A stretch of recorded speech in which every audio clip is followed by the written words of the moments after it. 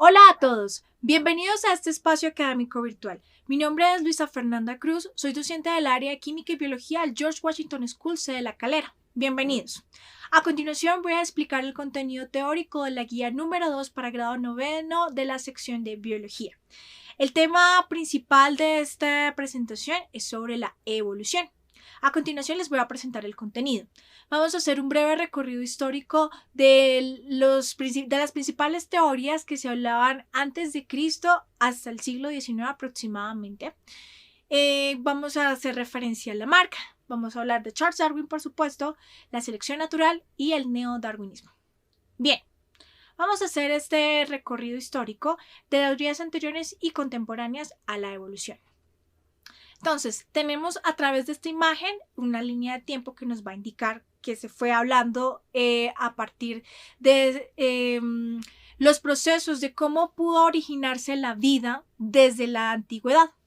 Tenemos inicialmente al señor Aristóteles. Como ustedes saben, en la antigüedad la filosofía era la ciencia como tal, la que permitía hacer este tipo de preguntas: ¿quién soy? ¿De dónde vengo? ¿Por qué existo? ¿De dónde salen las cosas? Entonces, como filósofo, su tarea también fue plantearse este tipo de cosas hacia el origen de la vida.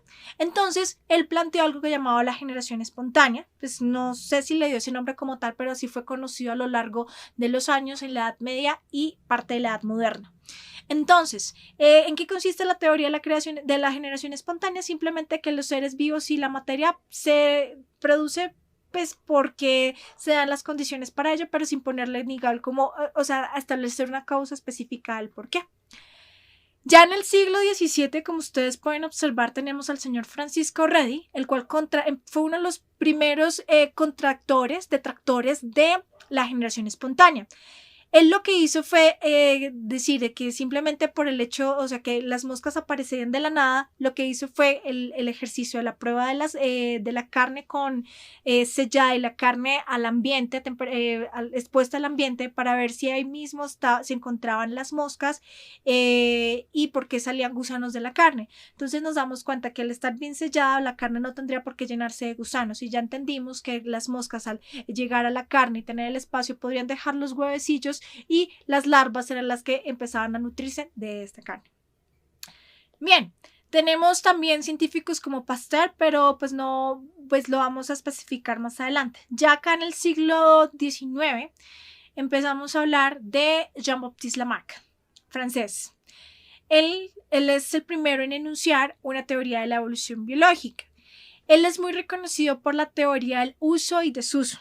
Él habla de que los órganos se adaptan de acuerdo a las condiciones ambientales. Entonces, como ustedes observan en el ejemplo aquí muy pequeñito, tenemos que la jirafa logró su cuello alto porque necesita alcanzar las hojas más altas de los árboles para poderse alimentar. Tenemos también al señor Cuvier, el cual habla que la modificación de una pieza, o sea, de un órgano y una estructura vital, implicaría la modificación de todo el organismo. Esto fue uno de los aportes más significativos de su época, ya que digamos que este ejercicio entre realizar las pugnas, los debates entre conceptos para poder definir cuál era correcto o no, es lo que permite que la ciencia crezca. Llegamos al señor Charles Darwin, por supuesto. Entonces, gracias a su viaje en el Beagle hacia las Islas Galápagos y el estudio de los pinzones, que es un tipo de ave, como ustedes pueden ver, es la misma especie, pero cada una tiene diferentes formas de pico, porque se van adaptando a la forma de obtener su alimento o de las condiciones ambientales.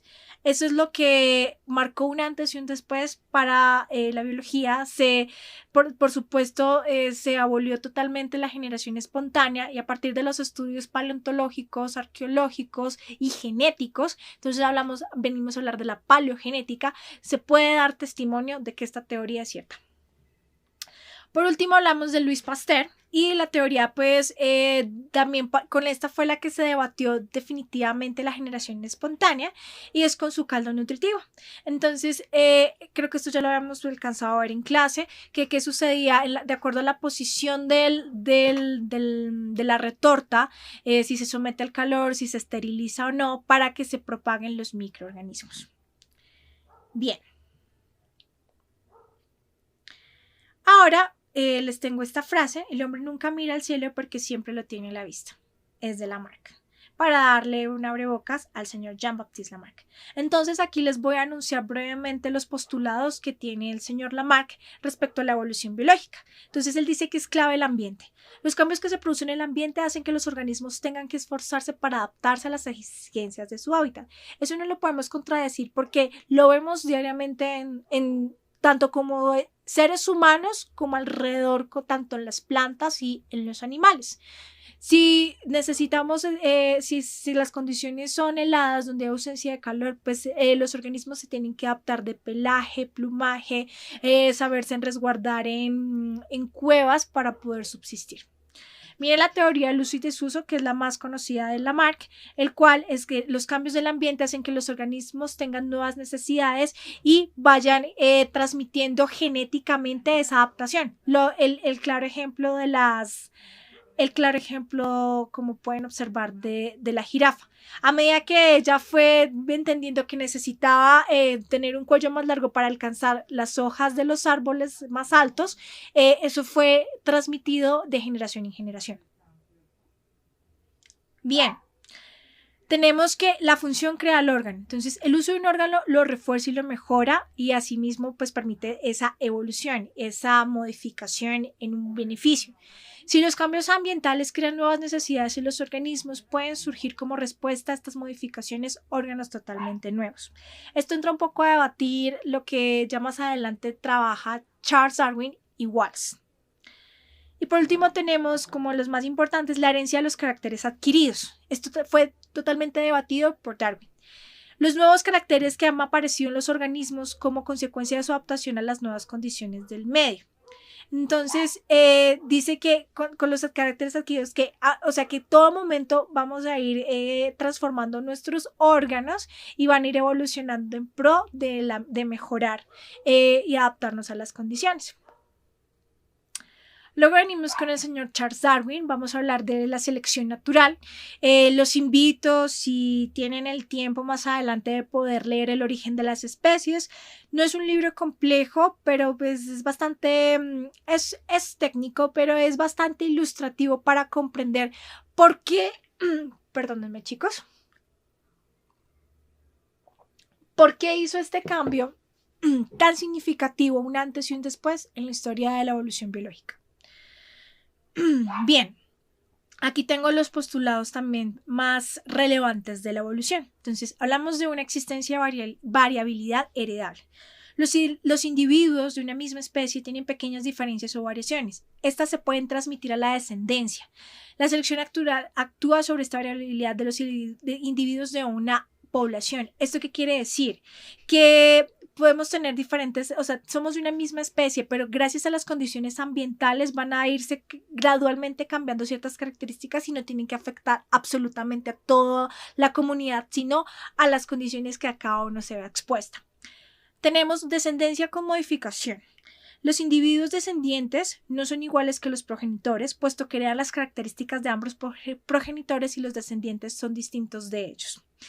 Esto se refiere a la riqueza genética. Esto ya lo hemos visto un poco desde la parte de cómo es la combinación del ADN. Recuerden que nosotros tenemos tanto de nuestro padre como nuestra madre, y si hacemos esa ascendencia se puede percibir como tenemos de nuestros abuelos, de nuestros tíos, de todos los ancestros hasta la quinta generación, llegando a los tatarabuelos, para hacer como un recuento. Entonces es importante que gracias a estas condiciones ambientales también vamos a tener una riqueza genética muy grande para podernos adaptar a las situaciones en las que nos encontremos, tanto ambientales como físicas. Bien, reproducción diferencial. Los organismos tienden a reproducirse teniendo el mayor número de descendientes posible según los recursos del medio.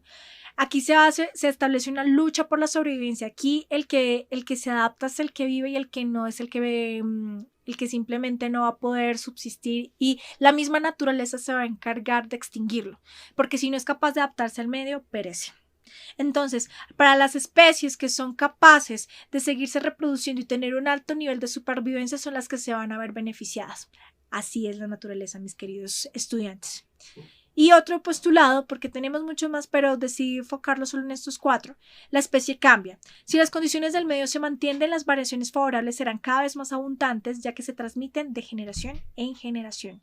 O sea que si tenemos buena alimentación, si el clima es favorable, si la humedad, la presión, todos estos factores son muy buenos, vamos a tener una calidad de vida tanto biológica o en el sentido de nosotros más humana que va a permitir que podamos avanzar. Es claro ejemplo de la especie humana.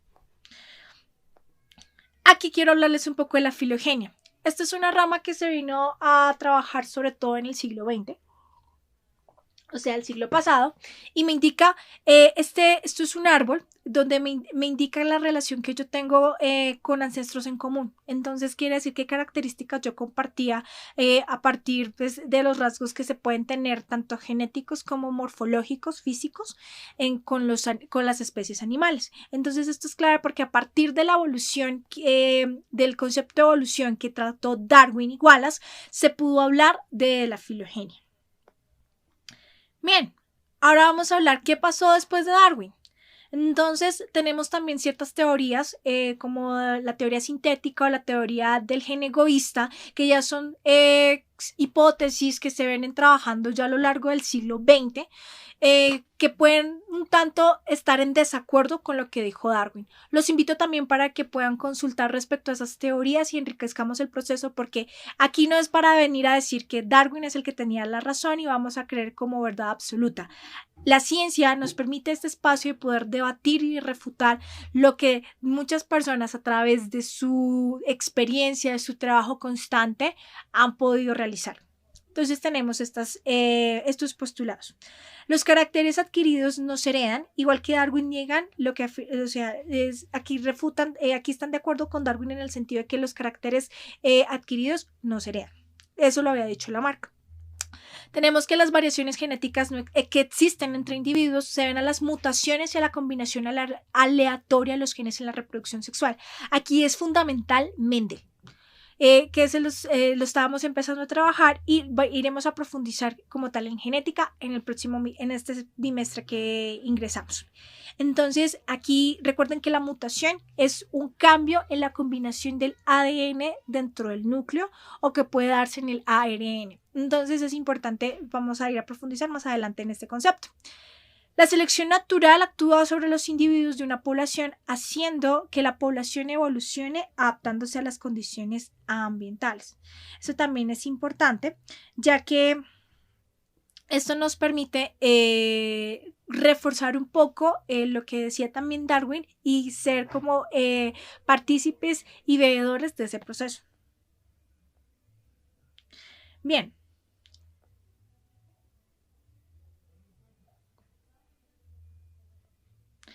Bien, chicos.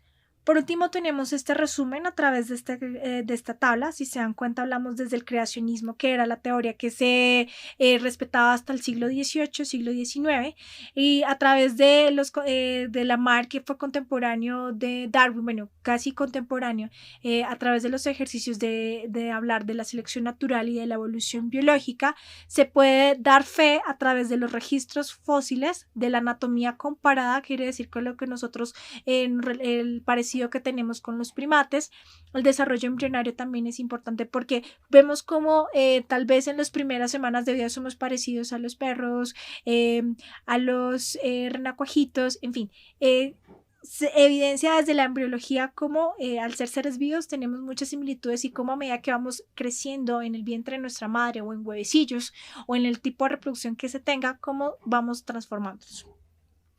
Al final, pues bueno, hablamos de selección natural, ok, hablamos que hay un origen común de todos los organismos y eso permite, por supuesto, involucrar al Homo sapiens sapiens como dentro de la categoría de los homínidos, ya una clasificación biológica. Y pues como les decía, aquí ya hacemos unas aclaraciones de la teoría sintética y la teoría del gen egoísta. Me gustaría pues en el momento que nos pudiésemos ver, tal vez poder hablar un poco de ello a modo pues de reflexión o pues de participación colectiva. Bien, chicos, con respecto a las actividades, vamos a hacer la diferencia que entre el lamarckismo, los postulados de Lamarck y de Darwin, van a establecer tres diferencias. Van a hacer un mapa mental sobre la evolución con el glosario.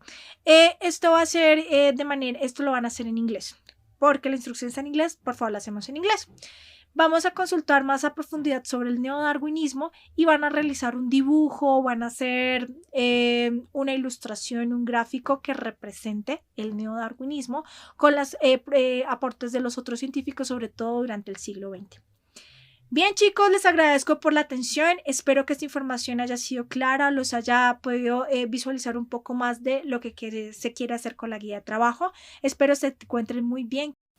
Como ustedes pueden evidenciar, sobre la pantalla tengo mi correo electrónico con el cual ustedes pueden escribirme para solucionar cualquier duda que tengan respecto a las guías de trabajo o a las clases presenciales que tuvimos. No se olviden también de utilizar la plataforma institucional CICE a través de comunicados también para hacerme saber todas las dudas e inquietudes que tengan de tipo académico.